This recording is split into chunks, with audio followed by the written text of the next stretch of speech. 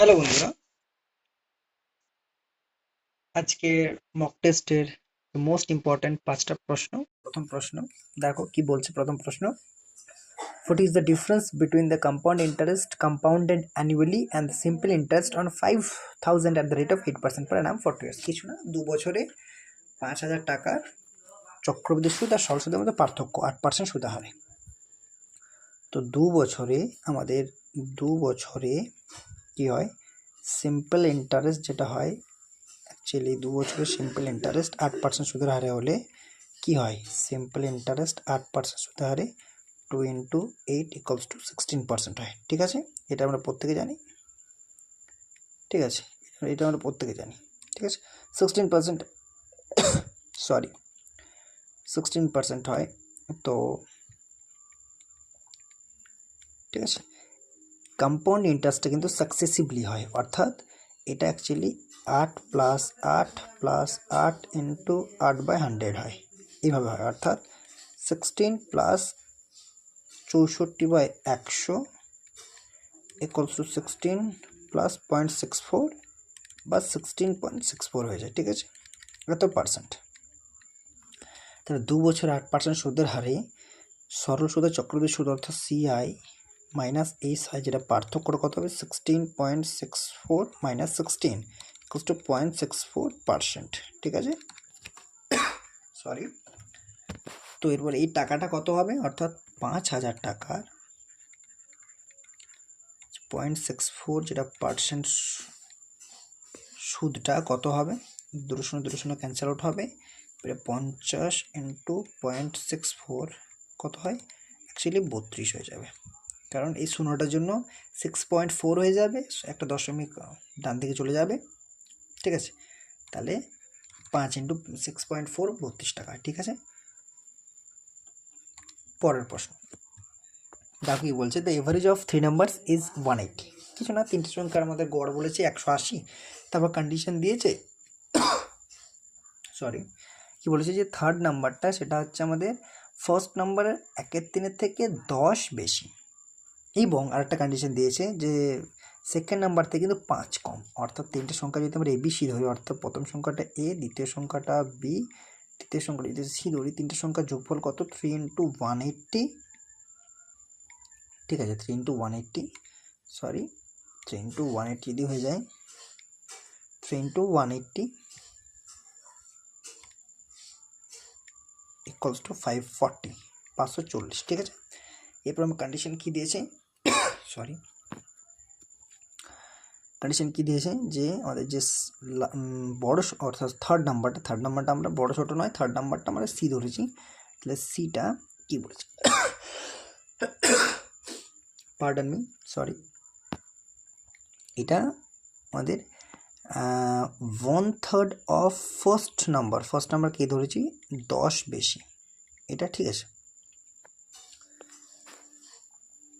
আর এটা যদি আমাদের ইকুয়েশন দিই একটা, ঠিক আছে। এরপর কি বলেছে, আরেকটা আমাদের বলেছে যে সেকেন্ড নাম্বার থেকে 5 কম, অর্থাৎ আমরা সেকেন্ড নাম্বারটা বড়, তাহলে 5 - C = 5। ঠিক আছে, এটা আমাদের 2 নম্বর ইকুয়েশন। দেখো দুটোতে কিন্তু C রয়েছে, অর্থাৎ আমরা এখানেও কিন্তু A+B+C রয়েছে, কিন্তু 3টা মান তো পাইনি এখনো পর্যন্ত, তাহলে কিন্তু মানটা বের করা সম্ভব হবে না। কিন্তু দেখো ইকুয়েশন দুটোতে কী পেয়েছি আমরা, C পেয়েছি, এখানেও C পেয়েছি, এখানেও C পেয়েছি, অর্থাৎ আমরা সাবস্টিটিউট করতে পারি, অর্থাৎ A কে আর B কে C এ সাবস্টিটিউট করতে পারি। তাহলে এই সমান কত C দেখে নিই আমরা, তাহলে প্রথমটাকে যদি আমরা 3 দ্বারা গুণ করি, তাহলে ফ্র্যাকশনটা আউট হয়ে যাবে, অর্থাৎ 3C - A = 30, sorry 3C - A = 30। তাহলে আমরা যদি A = কি যাবে, সির আকারে ফর্ম করি, তাহলে A = 3C - 30। এবার এর আকারে ফর্ম কেন করছি না, এর সাবস্টিটিউট করছি সি এর আকারে, অ্যাকচুয়ালি এর আকারে তো বলাটা ভুল, এ কে সি এর আকারে নিয়ে যাচ্ছি, এ কে সাবস্টিটিউট করছি সি দ্বারা। ঠিক আছে, এখানেও সি পেয়ে যাচ্ছি, বি তো সি পেয়ে যাচ্ছে আমরা এখান থেকে। দেখো কি B - C = যদি 5 হয়, তাহলে এখান থেকে পাচ্ছি B = 5 + C, 4 নম্বর ইকুয়েশন। ঠিক আছে, এরপর দেখো মান বসে দিই, যদি আমরা প্রথমে এই যেটা ছিল A+B+C 540, সেখানে A আর B যদি ভ্যালুটা পুট করে নিই, তাহলে কত হয়, এর জন্য কত পাচ্ছি আমরা, দেখো এর জন্য এই জন্য কত পাচ্ছি, এই জন্য অ্যাকচুয়ালি 3c মাইনাস 30 প্লাস বির জন্য 5 প্লাস সি তো নিজেই আছে 540 আছে, ঠিক আছে। এইবারে দেখো 3c plus C plus C 5c হয়ে যাচ্ছে, -30 প্লাস 5 -25, -25 এই দিকে গেলে আমাদের যদি রাইট হ্যান্ড চেঞ্জে প্লাস হয়ে যাবে, অর্থাৎ 5 ইকুয়ালস টু 565 হয়ে যাচ্ছে, তাই না। সি ইকুয়ালস টু কত হয়ে যাচ্ছে 5 11 5 3 113, সি ইকুয়ালস টু 113, তাই না। আর আমাদের সিকে আমরা শেষ সংখ্যা ধরেছি, অর্থাৎ লাস্ট বা থার্ড নাম্বার ধরেছি, আর আমার কার ভ্যালু চেয়েছে, থার্ড নাম্বারটার ভ্যালু চেয়েছে, ঠিক আছে। তো থার্ড নাম্বারটার ভ্যালু চেয়েছে, থার্ড নাম্বারটা ভ্যালু কত হয়ে গেল 113, এটা আমাদের রিকোয়ার্ড অ্যান্সার, ঠিক আছে। এটা আমাদের রিকোয়ার্ড অ্যান্সার, ঠিক আছে। পরের প্রশ্ন, two trains running in same direction cross each other in 2 minutes and in opposite direction cross each other in 30 seconds। কিছু না, দুটো ট্রেন বলেছে, যদি আমাদের সেম ডিরেকশনে যায় তাহলে একে অপরকে আমাদের অতিক্রম করে কত 2 মিনিটে, আর যদি অপোজিট ডিরেকশনে যায় তাহলে কিন্তু 30 সেকেন্ডে অতিক্রম করে। তো প্রথম কথা আমি বলে রাখি, আমাদের ডিস্টেন্স ইকুয়ালস টু কত, স্পিড ইন্টু টাইম। এরপর যখন দেখো, যখন আমরা একে অপরকে অতিক্রম করাচ্ছি ট্রেন দুটোকে নিয়ে বা করছে, তখন কিন্তু টোটাল ওরা দৈর্ঘ্য কতটা অতিক্রম করবে, দুটো ট্রেনের যোগফল, তাদের সামনের দিকেই যাক বা পিছন দিকে যাক। বারবার বলছি, ভালো করে এই কনসেপ্টটা ভালো করে বোঝো।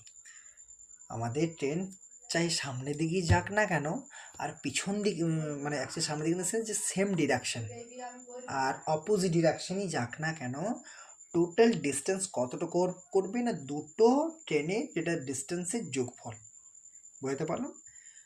অপোজিট ডিরেকশন গেলেও কিন্তু সেই দুটো ট্রেনের ডিস্টেন্সের যোগফলটাই কভার করতে হবে, আর সেম ডিরেকশনে গেলেও কিন্তু আমাদের দুটো ট্রেনের যে ডিস্টেন্স রয়েছে সেই ডিস্টেন্সের যোগফলটা কভার করতে হবে। তাহলে চেঞ্জ কী হবে, অবশ্যই চেঞ্জ হবে, কী হবে না, স্পিডটা চেঞ্জ হবে। আর যেহেতু দুটো ট্রেন রয়েছে, দুটো ট্রেনই গতিশীল, তার জন্য সেখানে শুধু স্পিড বলবো না, সেখানে আমরা কি বলবো, আমাদের আপেক্ষিক বেগ বা রিলেটিভ স্পিড বলবো, ঠিক আছে। তাহলে চেঞ্জ কী হবে, রিলেটিভ স্পিডটা চেঞ্জ হবে। তাহলে এখানে আমরা এস ফর স্পিড, কিন্তু অ্যাকচুয়ালি যেহেতু দুটো ট্রেনই গতিশীল সেই জন্য আমরা এখানে শুধু স্পিড না, আমরা রিলেটিভ স্পিড বলবো, ঠিক আছে। দেখো যদি ডিস্টেন্সটা কনস্ট্যান্ট কেন হয়, আমি তো বললাম যে অপোজিট ডিরেকশনে যাক সেম ডিরেকশনে যাক আমাদের ডিস্টেন্স কিন্তু ওইটাই থাকবে কনস্ট্যান্ট। তাহলে অ্যাকচুয়ালি স্পিড আর আমাদের টাইমের রেশিওটা অনন্যক হয়ে যায় যদি ডিস্টেন্সটা কনস্ট্যান্ট থাকে, অর্থাৎ ডি ইকুয়ালস টু কনস্ট্যান্ট হলে তবেই হয় কিন্তু, ডি ফর ডিস্টেন্স, ঠিক আছে। এই জায়গায় বুঝতে পারলাম। এরপর দেখো, তাহলে যখন আমাদের কি বলেছে সেম ডিরেকশন যাচ্ছে, তাহলে সেম ডিরেকশন স্পিড মানে স্পিড অফ সেম ডিরেকশন যদি বলি,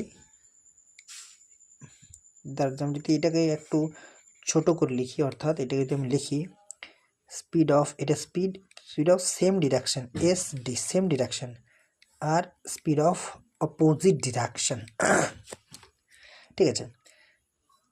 বা প্রথমে যদি বোঝার সুবিধার্থে আমি টাইমটা লিখি, ঠিক আছে, টাইমটা লিখি তাহলে বুঝতে সুবিধা হবে। দেখো টাইমটা লিখি, এটা টাইম অফ সেম ডিরেকশন, ঠিক আছে, ratio time of opposite direction, ঠিক আছে। এরপর দেখো সেম ডিরেকশন পড়েছে, সেম ডিরেকশনে টাইমটা কি রয়েছে 2 মিনিট, 2 মিনিট হচ্ছে 120 সেকেন্ড, ঠিক আছে। আর এটা টাইম অপোজিট ডিরেকশনে টাইম কত 30 সেকেন্ড, ঠিক আছে। তাহলে কিন্তু এটা রেশিওটা কত হয়ে যায়, এটা 4:1 হয়ে যায়, 4:1 হয়ে যায়, ঠিক আছে। 4:1 হয়ে গেল, অর্থাৎ এখানে টাইমটা হয়ে গেল। তার মানে আমাদের সেম ডিরেকশনের যে টাইমটা সেটা 4 ইউনিট, আর অপোজিট ডিরেকশনের টাইমটা 1 ইউনিট। আর আমি এখনই বললাম যদি ডিস্টেন্সটা কনস্ট্যান্ট থাকে তাহলে কিন্তু স্পিডটা টাইম এর অনন্যক হয়, অর্থাৎ ইনভার্সলি প্রপোর্শন হয়। তার মানে যদি আমরা করি এটা, যদি speed of same direction ratio speed of opposite direction, তাহলে কিন্তু হয়ে যাবে 1:4, ঠিক আছে, বুঝতে পারলাম, ঠিক আছে, ঠিক আছে। ঠিক আছে, এটা হয়ে গেল। এরপর দেখো, এরপর আমার কী বলেছে, এটা কিন্তু অ্যান্সার নয়। কী বলেছে এটা actually, find the ratio of the speed of train, ট্রেনগুলোর স্পিডের রেশিওটা কত বলেছে আমাকে। এগুলো কি ট্রেনগুলোর স্পিডের রেশিও বেরোলো না? বেরোয়নি। কেন না, আমাদের সেম ডিরেকশানে যখন যায় তখন ট্রেন দুটোর স্পিড কী হয়, সাবট্রাকশন হয়। আর যখন অপোজিট ডিরেকশানে যায় তখন ট্রেন দুটো স্পিডের যোগফল হিসাবে থাকে। অর্থাৎ যদি আমি আরেকটু খলসা করে বলি, তাহলে যখন সেম ডিরেকশানে যায়, সেম ডিরেকশানে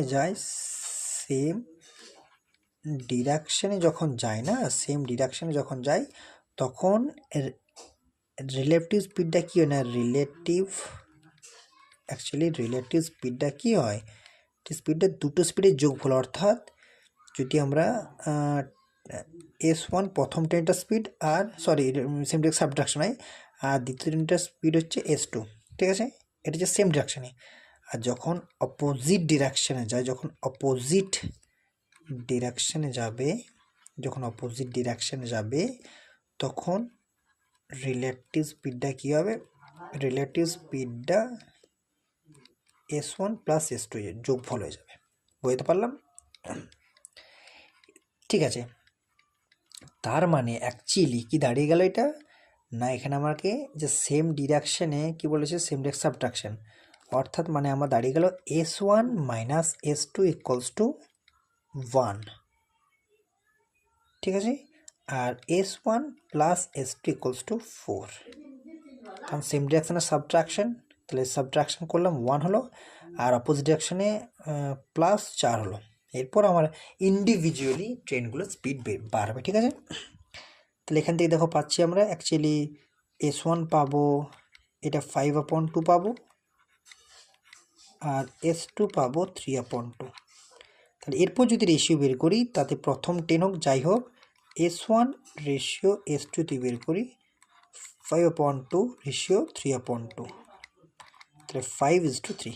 এবারে যদি প্রথম ট্রেনটার সাথে দ্বিতীয় ট্রেনটার স্পিড বাড়ে তাহলে 5:3 হবে, বা যদি দ্বিতীয় ট্রেনটার সাথে প্রথম ট্রেনটার স্পিড বাড়ে তবে কিন্তু 3:5 হবে, রিভার্স হয়ে যাবে, ঠিক আছে। ব্যাস এখানেই শেষ। যেটা বোঝার ছিল, এইখানে কিন্তু অনেক সময় ভুলটা হয়।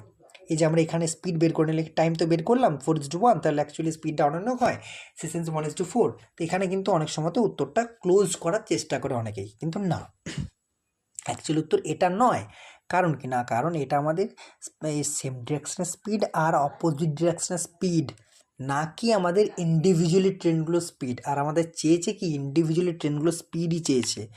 দেখো তোমরা কি বলেছে এখানে, ডিরেক্টলি বলা হয়েছে find the ratio of the speed of the train. আমাকে কিন্তু এই যে বলছে যে যাচ্ছে তখন ওভারঅল স্পিড বা রিলেটিভ স্পিডগুলো আমাদের রেশিও চায়নি, ইন্ডিভিজুয়ালি চেয়েছে। তাহলে ইন্ডিভিজুয়ালি যখন চেয়েছে তখন আমাদের এই কনসেপ্টটা জানতে হবে, যখন সেম ডিরেকশানে যায় তখন রিলেটিভ স্পিডটা দুটো স্পিডের মাইনাস হয়, বা অ্যাকচুয়ালি বিয়োগফল বলতে পারি। আর যখন অপোজিট ডিরেকশানে যায় তখন কিন্তু রিলেটিভ স্পিডটা দুটো স্পিডের যোগফল হয়।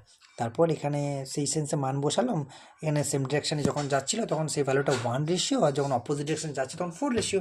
তারপর আমাদের ইন্ডিভিজুয়ালি যে স্পিডগুলো বের করলাম, তারপর আমাদের রেশিও বের করলাম, ঠিক আছে। নেক্সট কোয়েশ্চেন কি বলেছে, the population of a city increased by 5% annually and its present population is 64,000, ঠিক আছে। what will be the population at the end of second, কিছু না, এখানে কিছু বলেনি, এখানে বলেছে আমাদের 5% করে ইনক্রিজ হয়। প্রথম বছর বলেছে, এটা বলেছে কত, 6,40,000।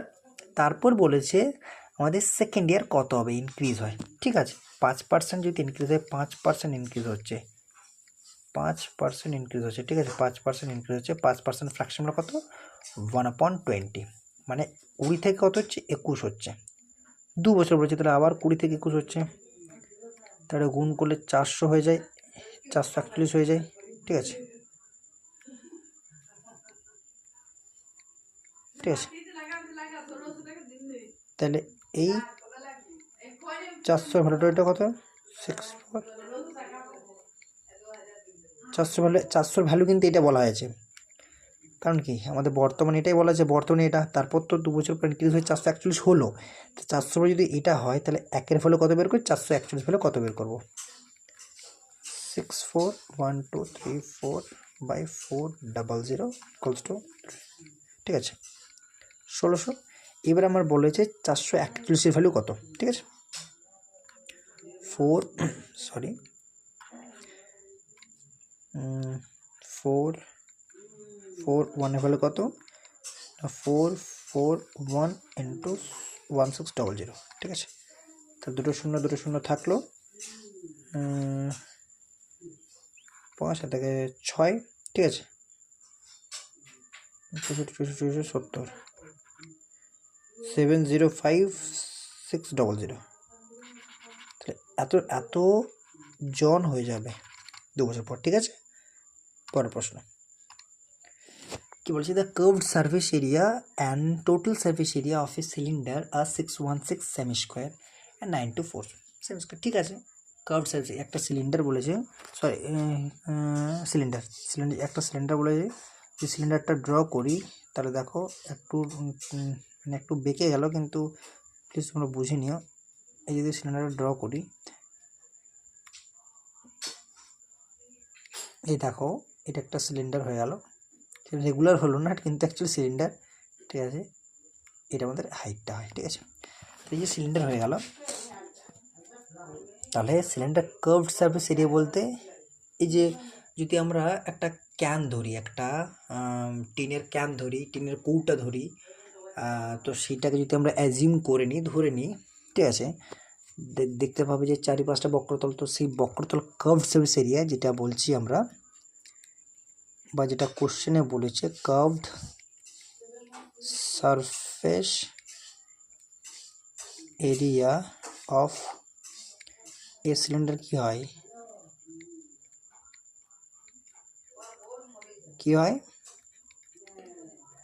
2πr/h, যেখানে h হচ্ছে আমাদের উচ্চতা, হাইট, এই হাইটটা, এটা h। আর বলতে এটা স্মল আর বা ক্যাপিটালে যাই ডিনোট করো না কেন অসুবিধা নেই, ঠিক আছে। স্মল আর যেহেতু আমি ইকুয়েশনটা স্মল আর দিয়ে ডিনোট করছি, তাহলে এখানে স্মল আর দিলাম, ঠিক আছে, 2πr/h। আর টোটাল সারফেস এরিয়া কি হয়, total surface area of a cylinder কি হয়,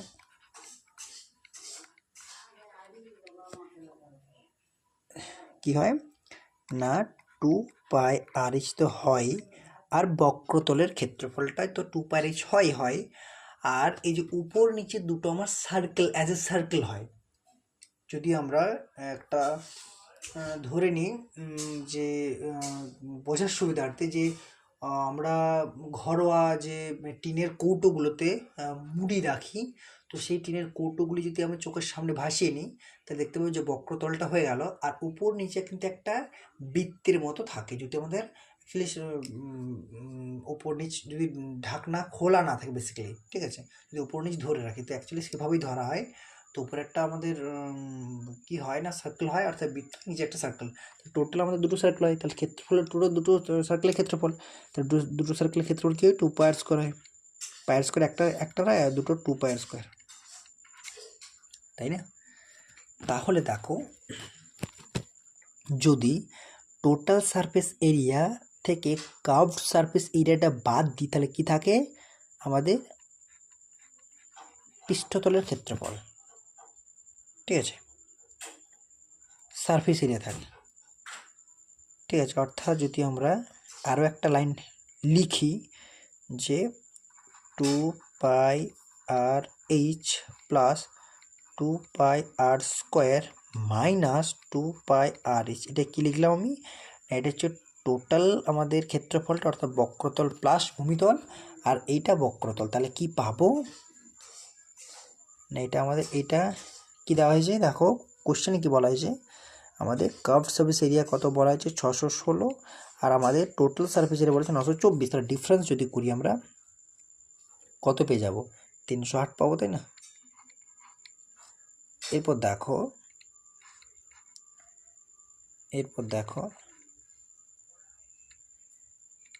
দেখো এটা ক্যান্সেল আউট হচ্ছে, মানে থেকে যাচ্ছে 2πr² ইকুয়ালস টু 308, তাই না। তাহলে যদি আমরা আর এর মানটা বের করতে চাই তাহলে actually r square equals to 308/2, পায়ের মানটা 22, উপরে 7টা উঠে যাবে, তাই না? তাহলে কত হয়ে যাবে? 22 একে 22, 22 × 10টা 80 ইন্টু 7/2, ঠিক আছে? তাহলে অ্যাকচুয়ালি 2 7 14 ইন্টু 7 ইন্টু 7, তাহলে আর স্কোয়ারের মানটা কত হলো? 7 ইন্টু 7, মানে আর ইকুয়ালস টু 7 হয়ে যাবে। আর ইকুয়ালস টু 7, ঠিক আছে? Sorry, 7 centimetre. আর যদি 7 হয়ে যায়, এরপর আমার কী বলেছিল কোশ্চেনে? সরি, কোশ্চেনে বলেছে ভলিউম অফ দ্য সিলিন্ডার, ঠিক আছে? অর্থাৎ সিলিন্ডারটা volume, then find the volume of the cylinder, অর্থাৎ সিলিন্ডারটা ভলিউম।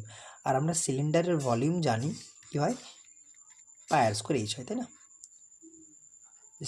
সিলিন্ডারের যে ভলিউম হয় পাই স্কোয়ার এইচ, তাই না? সরি, তাহলে ভলিউম অফ সিলিন্ডার কী হয় না? ভলিউম অফ সিলিন্ডার কি হয়? পাই আর স্কোয়ার এইচ ইকুয়ালস টু কী হবে? 22/7, আর এর মানটা 7, আর এইচ এর মানটা পেয়েছি কি? এইচ এর মানটা সরি, এইচ এর মানটা তো পাইনি। তো এইচ এর মানটা কীভাবে বের করতে হবে? এরপর দেখো, আমাদের 2π/h এর মানটা কত দেওয়া হয়েছে, অর্থাৎ দ্য কার্ভড সারফেস এরিয়া, সেই ভ্যালুটা দেওয়া হয়েছিল 616, তাই না? তাহলে দেখো এখান থেকে 2π/h এর ভ্যালুটা কত হয়েছে? 616। ঠিক আছে, যদি 2π/h এর ভ্যালুটা 616 হয়, সেখান থেকে আমরা পায়ের মানটা জানি কনস্ট্যান্ট, 2 তো কনস্ট্যান্ট, এমনিতেই আর এর মানটা পেয়ে গেছি 7, এইচ এর মানটা এখান থেকেই পেয়ে যাব। তাহলে এখানে আমার একটা লাইন লিখতে হবে, আর একটা আমাকে লাইন লিখতে হবে। এখানে ফাঁকা রাখছি, এখানে পরে মানটা বসাবো, একটু ফাঁকা রেখেছি, ঠিক আছে? এই মানটা পরে বসাবো, ভলিউমটা। তো আমি এখান থেকে এখন লেখা শুরু করছি। 2π/h ইকুয়ালস টু 616 দেওয়া হয়েছে। তো আমাদের আর এর মান, এবারে এইবার দেখো এইচ ইকুয়ালস টু কি? 616/2πr, তাই না? তাহলে এইচ ইকুয়ালস টু 616/2, পায়ের মানটা 22, 7টা উপরে উঠে যাবে, আর এর মানটাও 7, তাই না? তাহলে 7 7 ক্যান্সেল আউট হচ্ছে, এটা কাটলে কত হবে? 18 হয়ে যাবে, তাই না?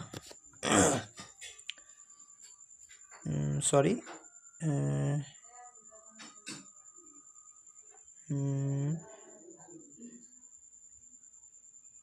14 হবে, সরি 14 হবে। H equals to 14। দেখো এই যে 14 সেন্টিমিটার এখান থেকে পাচ্ছি। তাহলে যদি এখানে এইচের মানটা বসিয়ে দিই, পাই আর স্কোয়ার এইচ, তাহলে পাই আর স্কোয়ার এইচ বলতে 14। তাহলে কত হয়ে যাচ্ছে? দেখো 7 7 ক্যান্সেল আউট হচ্ছে, তাহলে 22 ইন্টু 7 ইন্টু 14, ঠিক আছে? 196 ইন্টু 11, 196 ইন্টু 11, তাই না? ঠিক আছে, তাহলে ভ্যালুটা কত?